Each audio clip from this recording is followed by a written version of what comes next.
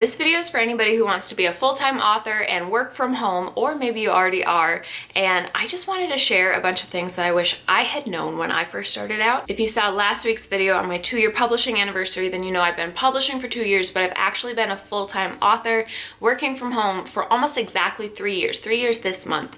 And so I already have a video on how I became a full-time author and like the how of it, so I will link that below if you're curious for that kind of side of things. But this is more, I want to share what I wish I would have known when I started out, kind of shed some light on what working from home is actually like. Like, obviously everybody's situation is going to be different, but there are some things that you will face that you will not expect. And so I just want to show you guys like the good side, of course, but also the not so great side, because it's not all sunshine and rainbows. And I just want to kind of help open your eyes to it and see if you still want it.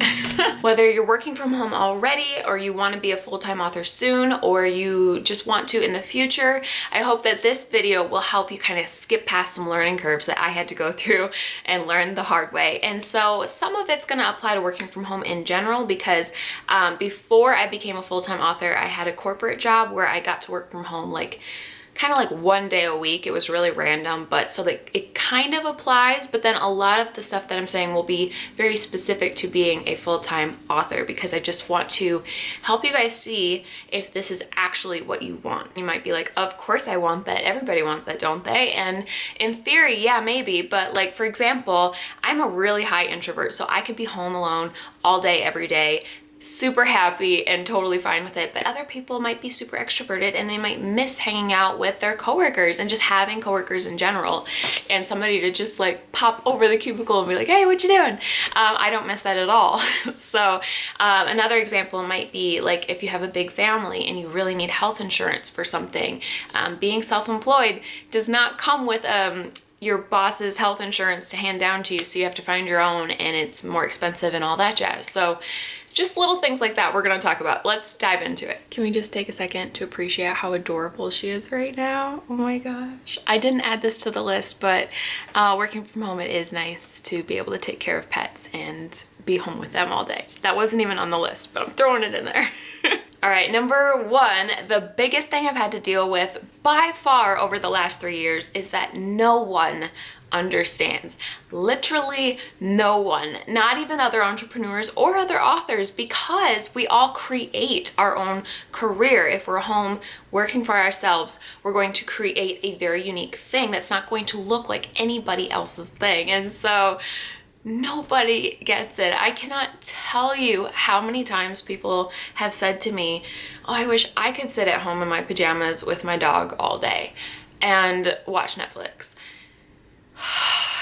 It gets me worked up even now, like 3 years in, because I cannot tell you how frustrating it is to have people just assume that I do nothing. And so if I could rephrase this into more of a tip, because this is supposed to be a tip video, I would say you have to set boundaries. You have to set them from the start, and you have to hold onto them gently. People will assume that you're free all the time. They'll be like, hey, I have the day off, let's go get lunch.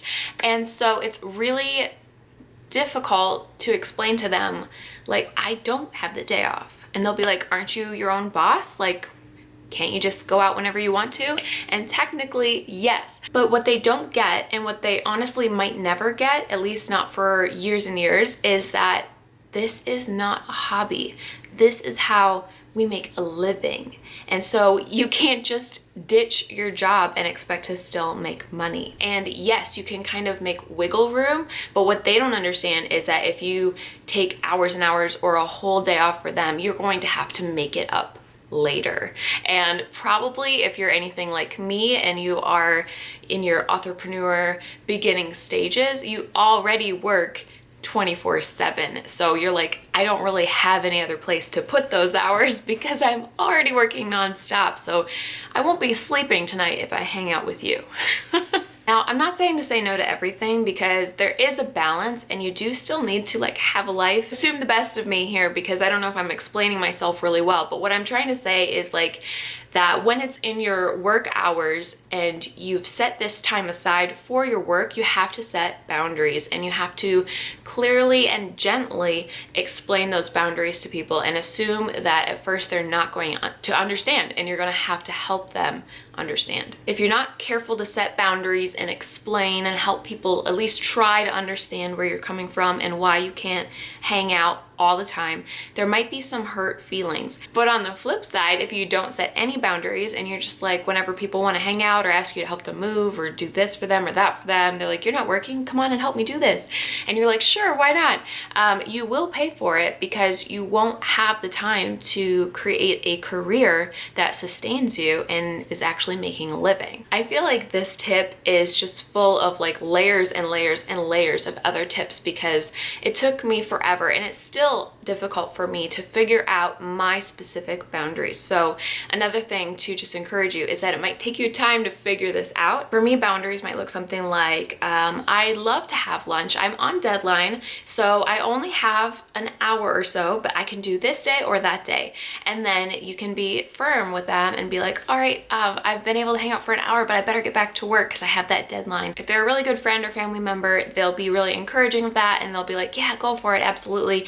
And others might just kind of grudgingly come to accept it. But either way, stick to your guns, keep those boundaries firm, gently explain them, and that will help you to continue succeeding. Another example of boundaries might be if somebody calls or texts during the middle of the day and they're like, hey, do you have time to talk? And like, technically you do, but you're also on deadline, you're also working really hard towards your goal. So you might say, yeah, I have 15 minutes. And instead of like chatting aimlessly for hours or something like that, you can say, hey, let me set a timer for 15 minutes, and until it goes off, I'm all yours. Another example of boundaries might be you turn your phone on silent and you just leave it in another room, so you don't even see the calls or get the text until you're on like your scheduled breaks, where you go specifically to the phone to look at them. All right, I feel like I could spend all day on that first tip, but let's go to number 2, which is you are your own boss, which means you set your own schedule, your own work goals, everything. And of course that has some pros and it has some cons to it. We all know the pros to this, which is why most of us want to be full-time authors and work from home and be our own boss, is because we get to choose what we do every day for work. We get to set our own goals for work. We get to set our own routines and tasks and give ourselves vacation as much as we want. But the con is that we don't always know what to do. We often don't know what to do at all. It's much more common to be like, I actually don't know if I should do this or that. Should I do this marketing strategy or that? Should I write this book or that book? You know, should I get a coach or should I wing it? Should I hire this editor or that editor or this one or that one or this one or that one? You know, should I get this cover designer or that one? There's so many decisions, and it is completely up to you. Your success is completely up to you and no one else. You can't blame anybody else if things go wrong. You can't be like, I was doing what my boss said to do, because you are your own boss. I feel like this tip also has some layers of tips that I want to just kind of like slip in there, because being your own boss also means that you need to completely shift your mentality and how you approach work. You need to become a leader instead of a follower. You need to start making decisions instead of waiting for somebody to tell you what to do. This was so hard for me. It's embarrassing for me to admit this, but it took me between probably like 7 to 9 months to truly shift my mentality to being the leader of my own work and like set my own schedule, create what my days should look like and things like that. Like, it was so difficult for me to wrap my mind around this. It really does just mean to start taking a more active role in your work and not wait for someone else to tell you what to do.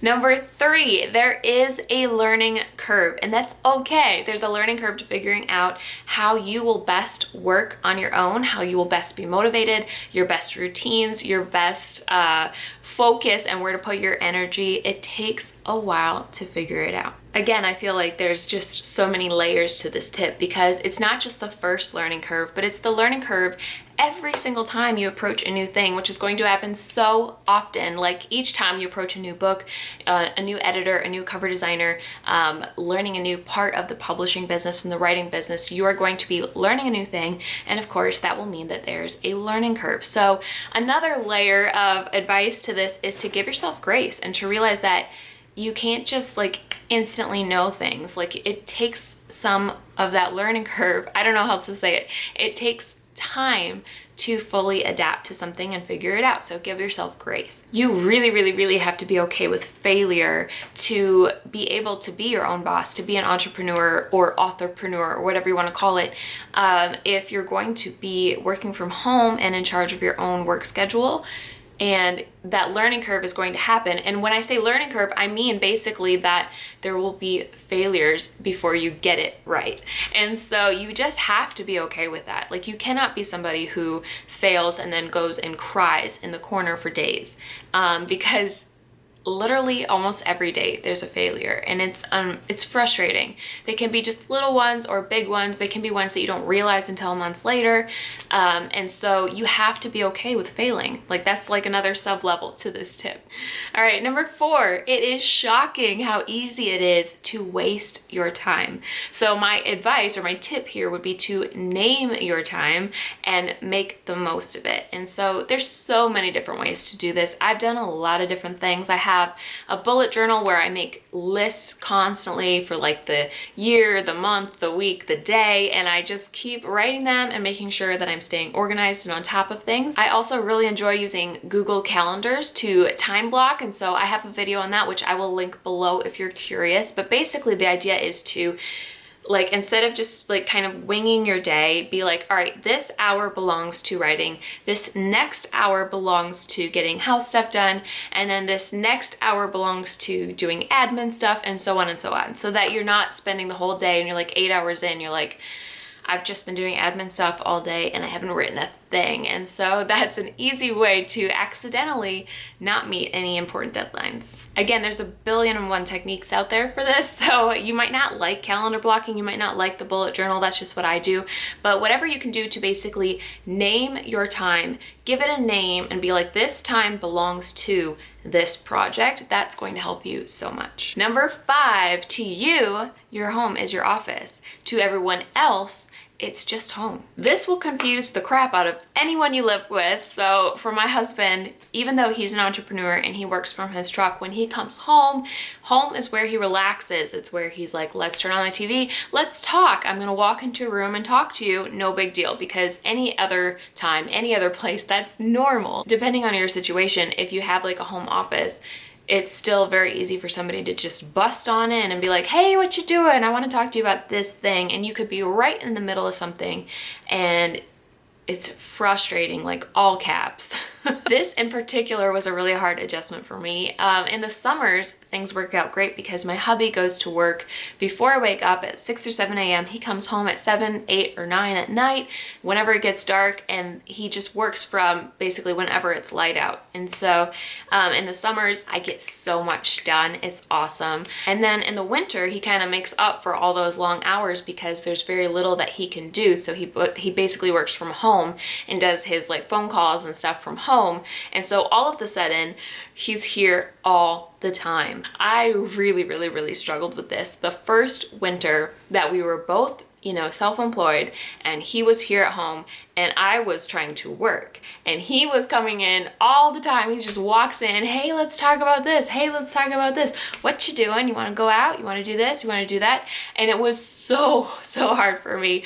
And so I found that winter the joy of coffee shops and of sometimes you have to take your office and move it to a less distracting place. And this is with an adult. Like, I can't even imagine what it's like with kids. And so you might have to realize, like, it's just going to be very distracting to work from home. And you might have to create, again, some boundaries around that, but also you might have to give yourself some grace and be like, they're gonna come in. You might have to come up with some very unique solutions. Like, again, for me, leaving the house when he is in it, or just knowing and just like calming myself down and being like, yeah, he's gonna come in and distract me.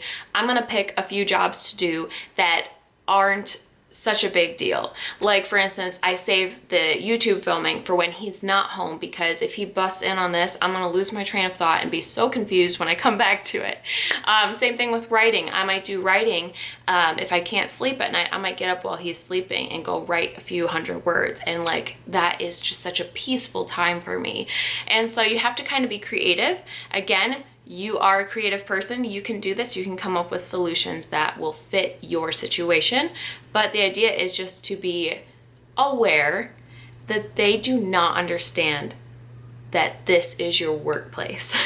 Just remember, if you want to save those relationships, you can do things like set timers so that they can come in every hour mark or something like that, or just find unique creative solutions so that you can still let them know that they are important to you, because in the end, this is just a job and relationships are more important. And I think that's really, really important to remember in the beginning stages of your business, when you are basically, your business is your baby. It can be easy to prioritize that over people, but remember, people are more important. All right, number 6, you are not just an author, you are also a business owner. So a lot of people assume like, oh, Bethany, you get to do what you want all day long, every day. And yes, there's a lot of great things that I get to do and choose for myself, but there are also a lot of things that I don't want to do. Just like any other job, it's not 100% perfect. You are always going to have some things that you're not a fan of doing. So for me, that's things like I have to figure out our health insurance because there's nobody else telling me what to do for health insurance. I have to figure out our taxes, and we go to a tax guy and we have to deal with that.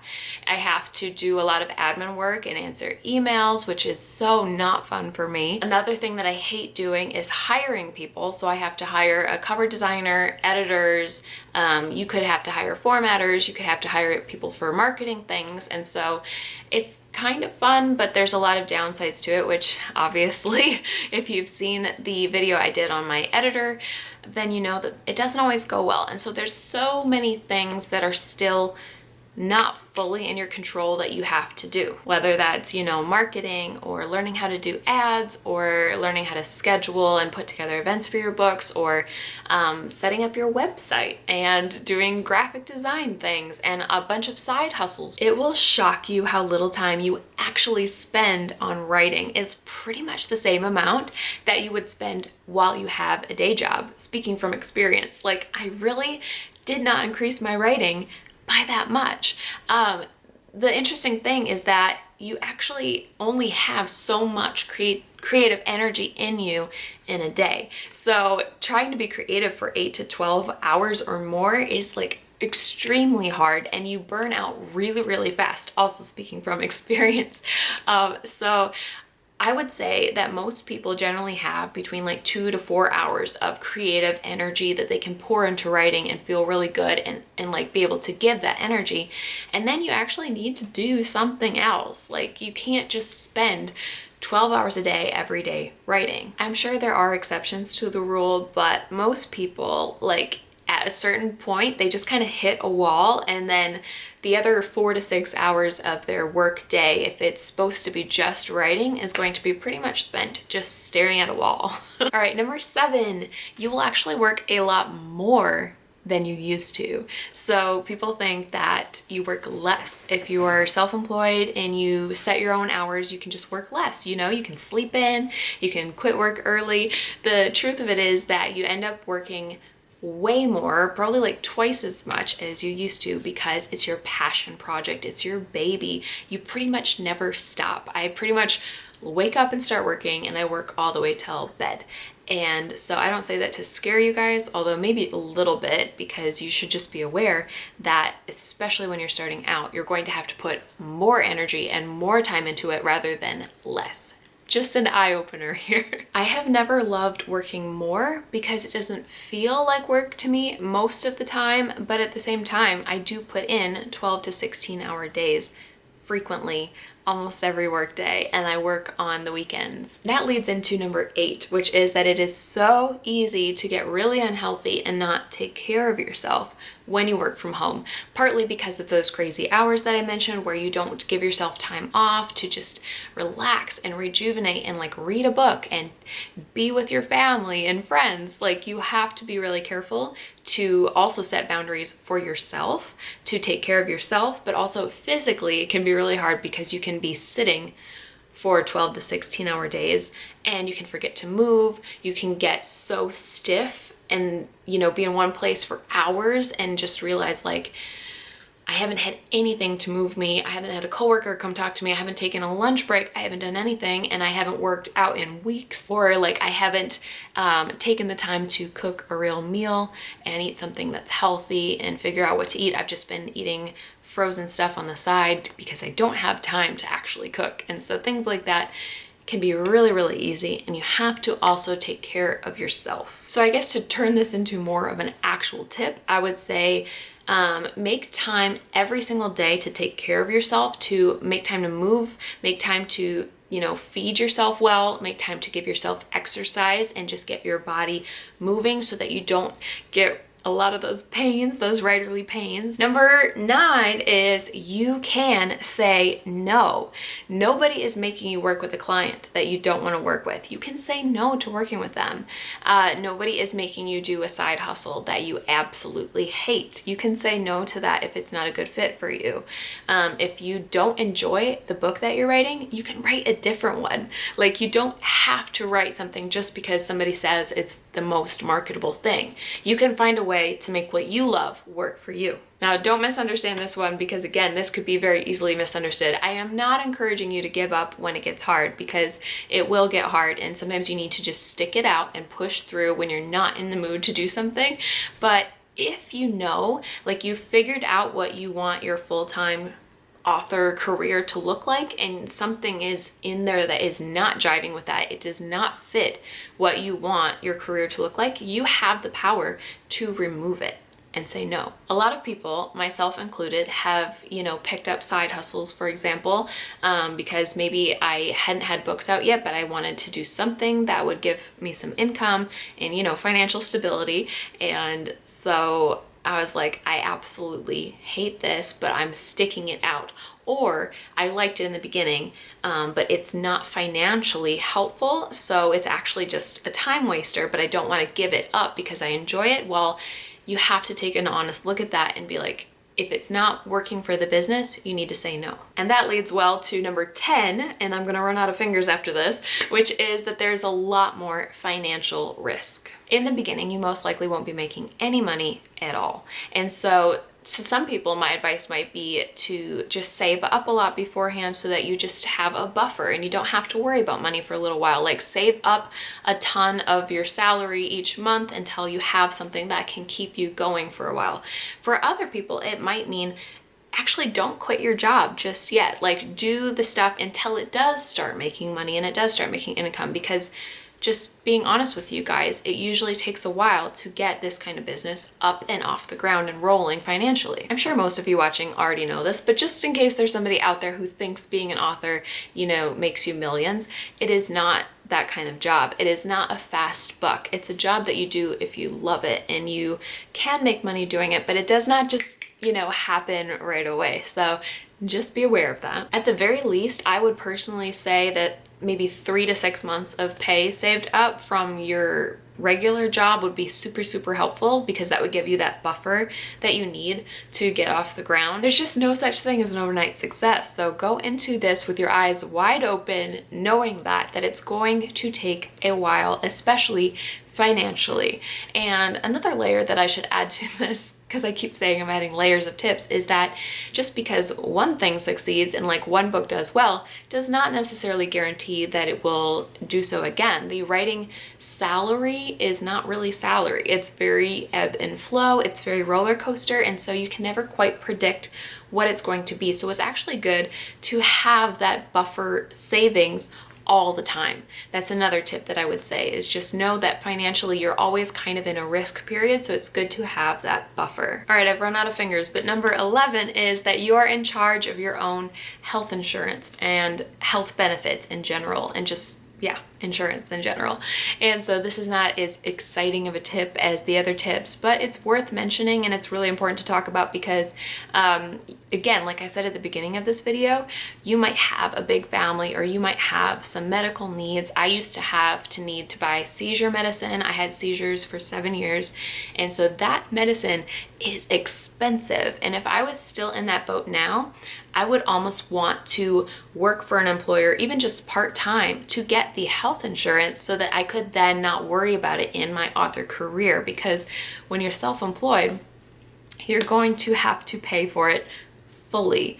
And so I just want you to be aware of that. I just wanted to touch on it really quick. If you are deciding to leave your job soon and you're like getting ready to become a full-time author, and you know, like, yes, I'm going to take on having my own health insurance and all that, I might actually give you some little side advice, which is to like get all your appointments done, you know, go get the physical and the eye check and everything that you could possibly need, because it will get more expensive after. And so I actually did do that, and I was very careful to like get all the appointments in before I lost my really, really nice insurance through the corporate job. All right, let's end on a happy note, because I know that not everything I've said has been very exciting or encouraging, but I've been trying to be really honest with you guys. And so let's end on something that is wonderful about working from home, at least in my opinion. And that is number 12, you can actually wear your PJs all day long.